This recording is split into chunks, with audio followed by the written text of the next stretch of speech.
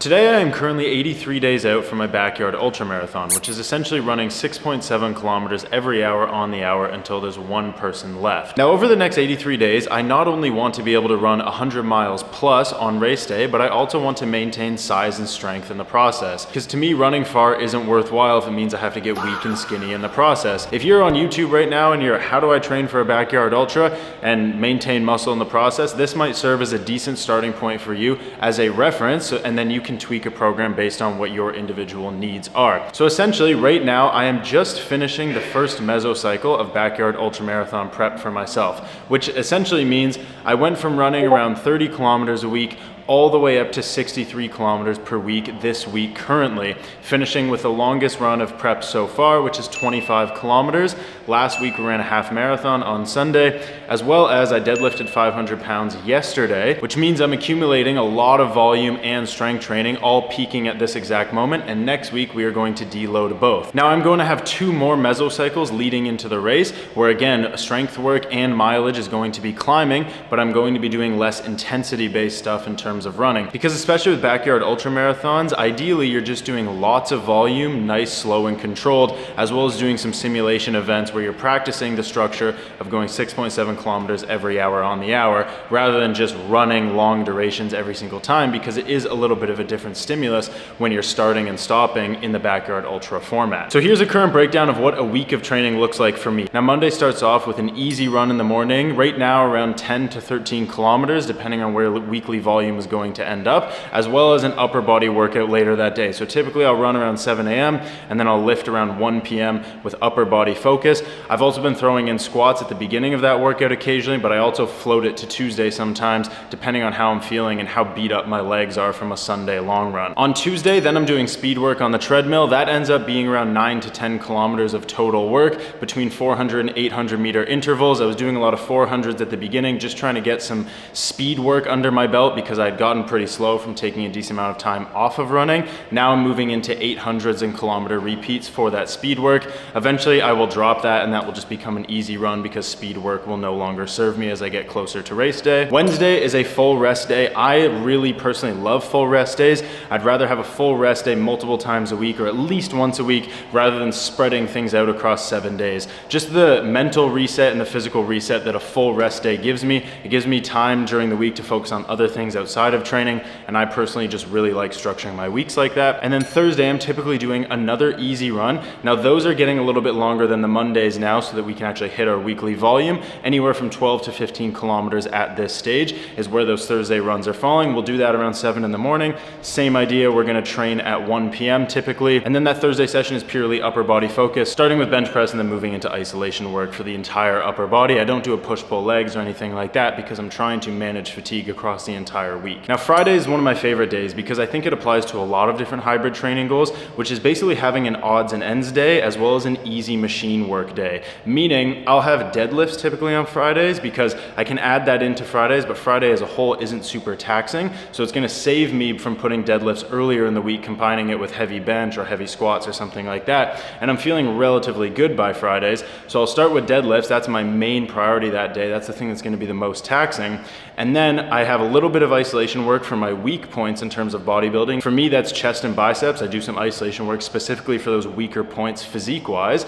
And then I have 45 minutes of easy zone 2 ergs, meaning ski and row. And I just find a nice comfortable pace in zone 2, talking, conversational pace, and I'm just getting a good sweat, building that foundational cardiovascular fitness without adding too much fatigue, neural stress, anything like that, that otherwise, let's say a speed session or a threshold session would cause me on that Friday. Now moving into Saturday, that Friday session leaves me feeling pretty fresh. Deadlifts can be taxing. This past week I did 500 pounds. That was pretty taxing, but now I can move into Saturday having a relatively easy session.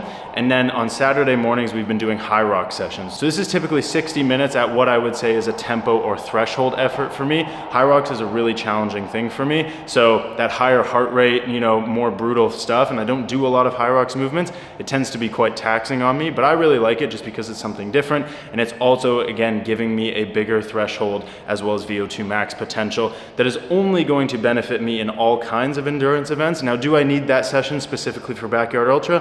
Probably not, but it's more a social thing with friends that I really enjoy. And then Sundays, we're moving into the long run.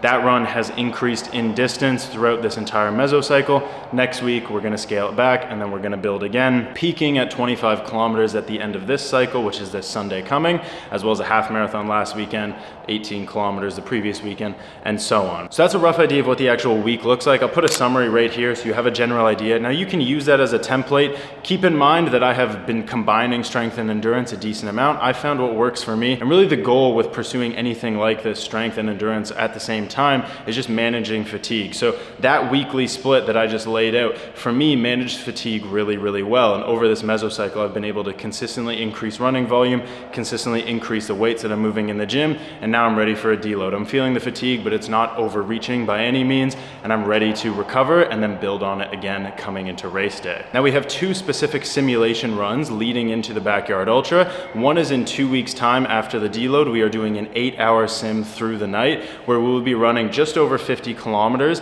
and we're gonna start at midnight and finish at 8 a.m. This is just to simulate some of the tiredness from not sleeping enough essentially, as well as just getting used to that 6.7 kilometers every hour on the hour. Now, intensity wise, that run isn't gonna be super tough because it's nice and slow, 6.7 kilometers. We gotta finish in 40 to 45 minutes, refuel, and go out again. But it's just gonna be 8 hours of essentially boredom and repetition that we need to practice on race day. And then about 4 to 6 weeks after that, I actually can't remember the date off the top of my head, we are going to be doing another simulation, which is gonna be a full 12 hours, 50 miles or 80 kilometers. Now that's gonna be the big race day simulation. Same idea, 6.7 kilometers every hour on the hour, testing fueling, testing gear, testing setup, everything that we need to focus on for the race. Basically just getting used to being up for 24 hours, running all night, and practicing the actual structure of the race, 6.7 kilometers every hour on the hour. And we're gonna be doing that for 12 hours straight, accumulating over 50 miles. But again, it's not a super fast pace. It's not like we're trying to run 80K as fast as possible. We're gonna do it across the entire 12 hours,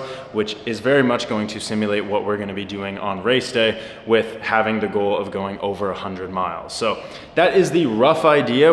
I'm gonna be following this weekly split with some subtle changes in terms of intensity, and volume, of course, is gonna be climbing as we get closer to race day. And then we have those two sims specific for the Backyard Ultra. Overall, everything else is gonna stay relatively similar in terms of weekly structure and the actual sessions that I'm doing in the gym leading up to race day. As far as nutrition right now, I'm actually dropping weight. I started this prep around 210 pounds coming off of some travel, as well as moving to Australia. I'm down to 203 as of this morning. I would like to be under 195 for the race, but again, I don't wanna be under recovered, under fueled all the time, risking injury or just overall burnout with the amount of volume that I'm doing. So I'm losing quite slowly, but I know for me specifically from previous 24-hour ultras as well as Ironman, for me being under 195 pounds is just a lot easier. As you can imagine, the difference between carrying a 10-pound vest on a run and not carrying that vest. So I'm slowly losing weight. I'm eating around 2,500 calories right now, 200 grams of protein. Once I get down to around 195 pounds, I'm probably gonna increase back up to 3,000 or even 3,500 calories.